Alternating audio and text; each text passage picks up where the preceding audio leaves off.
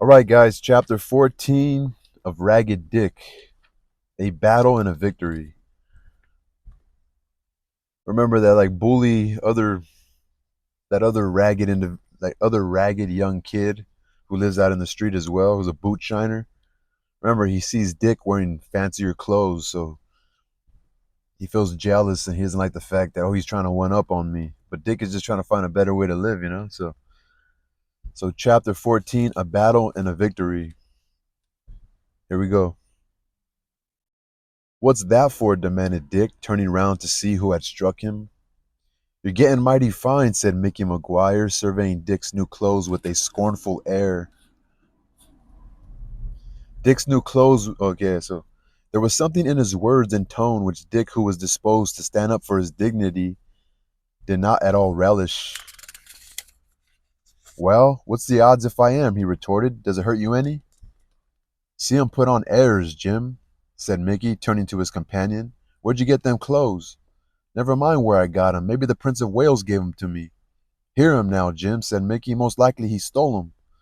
Stealing ain't in my line, like he said, that's not in me. It might have been unconscious, the emphasis which Dick placed on the word my. At any rate, Mickey chose to take offense. Do you mean to say I steal? He demanded, doubling up his fist and advancing towards Dick in a threatening manner. I don't say anything about it, answered Dick, by no means alarmed at this hostile demonstration. I know you've been to the island twice. Perhaps 'twas to make a visit along of the mayor and aldermen. Maybe you was a innocent victim of oppression. I ain't going to say. Mickey's freckled face grew red with wrath, for Dick had only stated the truth. Do you mean to insult me? He demanded, shaking the fist already doubled up in Dick's face. Maybe you want a licking. I ain't particularly anxious to get one, said Dick coolly. They don't agree with my constitution, which is naturally delicate. I'd rather have a good dinner than a licking any time. You're afraid, sneered Mickey. Isn't he, Jim? In course he is. Perhaps I am, said Dick composedly, but it don't trouble me much. Do you want to fight? Demanded Mickey, encouraged by Dick's quietness, fancying he was afraid to encounter him. No, I don't, said Dick. I ain't fond of fighting. It's a very poor amusement and very bad for the complexion, especially for the eyes and nose, which is apt to turn red, white, and blue. Mickey misunderstood Dick and judged from the tenor of his speech that he would be an easy victim. As he knew, Dick very seldom was concerned in any street fight, not from cowardice, as he imagined, but because he had too much good sense to do so. Being quarrelsome like all bullies, and supposing that he was more than a match for our hero, being about 2 inches taller, he could no longer resist an inclination to assault him, and tried to plant a blow in Dick's face which would have hurt him considerably if he had not drawn back just in time. Now, although Dick was far from quarrelsome, he was ready to defend himself on all occasions, and it was too much to expect that he would stand quiet and allow himself to be beaten. He dropped his blacking box on the instant and returned Mickey's blow with such good effect that the young bully staggered back and would have fallen if he had not been propped up by his confederate, Limpy Jim. Go in, Mickey, shouted the latter, who was rather a coward on his own account but liked to see others fight. Polish him off, that's a good feller. Mickey was not boiling over with rage and fury and required no urging. He was fully determined to make a terrible example of poor Dick. He threw himself upon him and strove to bear him to the ground, but Dick, avoiding a close hug in which he might possibly have got the worst of it, by an adroit movement, tripped up his antagonist and stretched him on the sidewalk. Hit him, Jim, exclaimed Mickey furiously. Limpy Jim did not seem inclined to obey orders. There was a quiet strength and coolness about Dick which alarmed him. He preferred that Mickey should incur all the risks of battle, and accordingly set himself to raising his fallen comrade. Come, Mickey, said Dick quietly. You better give it up. I wouldn't have touched you if it hadn't hit me first. Or if you hadn't hit me first, I don't want to fight. It's low business. You're afraid of hurting your clothes, said Mickey with a sneer. Maybe I am, said Dick. I hope I haven't hurt yours.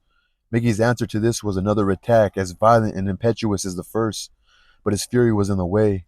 He struck wildly, not measuring his blows, and Dick had no difficulty in turning aside so that his antagonist's blows fell upon the empty air, and his momentum was such that he nearly fell forward headlong.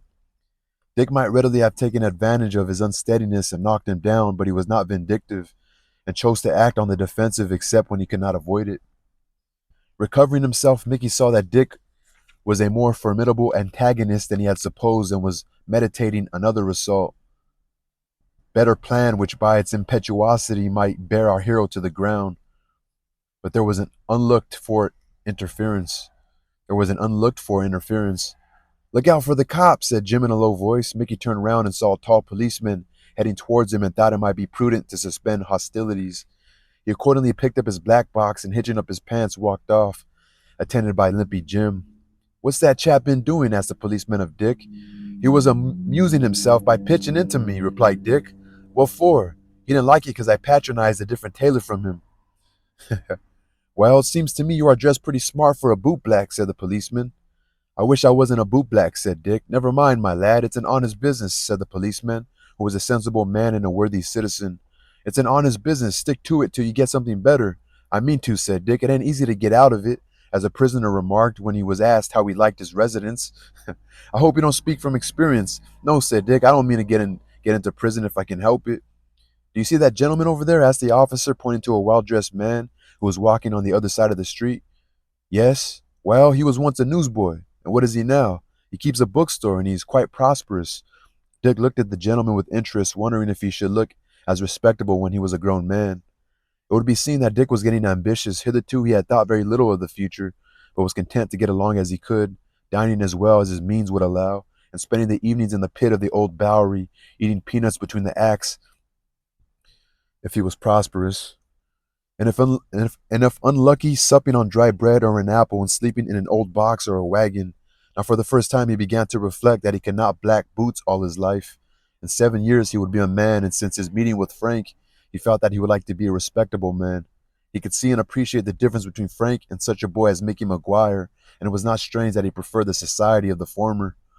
In the course of the next morning, in pursuance of his new resolutions for the future, he called at a savings bank and held out $4 in bills, besides another dollar in change. There was a high railing and a number of clerks busily writing at desks behind it.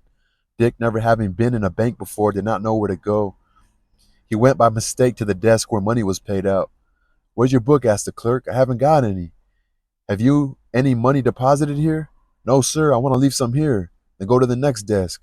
Dick followed directions and presented himself before an elderly man with gray hair, who looked at him over the rims of his spectacles. "I want you to keep that for me," said Dick, awkwardly emptying his money out on the desk. "How much is there?" $5. "Have you got an account here?" "No, sir." "Of course you can write." The "of course" was said on account of Dick's neat dress. "Have I got to do any writing?" asked our hero, a little embarrassed. "We want you to sign your name in this book," and the old gentleman shoved round a large folio volume containing the names of depositors. Dick surveyed the book with some awe. "I ain't much on writing," he said. Very well, write as well as you can." The pen was put into Dick's hand, and after dipping it into the inkstand, he succeeded, after a hard effort, accompanied by many contortions of the face, in inscribing upon the book of the bank the name Dick Hunter. "Dick? That means Richard, I suppose," said the bank officer, who had some difficulty in making out the signature. So now we know Dick's name is Dick Hunter.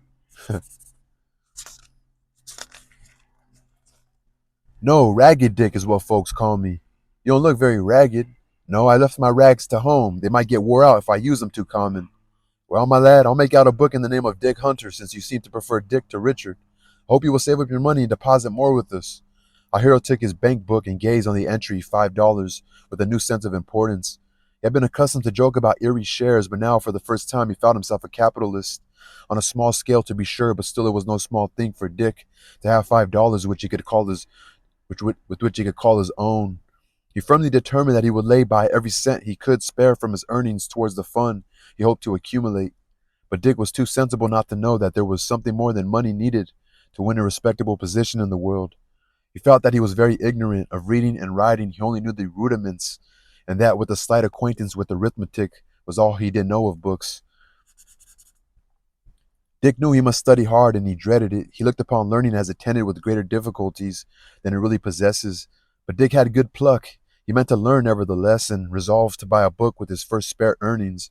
When Dick went home at night, he locked up his bank book in one of the drawers of the bureau. It was wonderful how much more independent he felt whenever he reflected upon the contents of that drawer, and with what an important air of joint ownership he regarded the bank building in which his small savings were deposited. I like that chapter. It's a good one.